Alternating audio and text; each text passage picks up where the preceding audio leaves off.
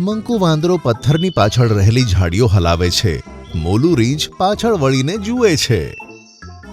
મને કશું દેખાય કેમ નથી રહ્યું?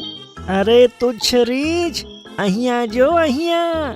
મંકુ વાંદરો મોલું રીંછની ડાબી બાજુ પથ્થર ફેંકે છે. મોલું રીંછ ફરી જાય છે.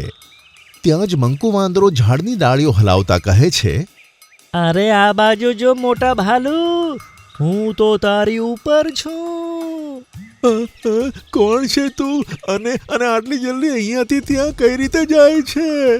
હું અહીંયાનું ભૂત છું અને આ તળાવ મારું છે. શું? ભૂત? ફરીથી અહીંયા આવવાની ભૂલ ક્યારેય ના કરતું. હું તારાથી ખૂબ જ નારાજ છું. હું તને કાચું ખાઈ જઈશ. મને માફ કરો ભૂતજી. મને ખબર નથી કે આ તમારું તળાવ છે. હવે પછી આ તળાવની આસપાસ પણ જોવા નહીં મળું.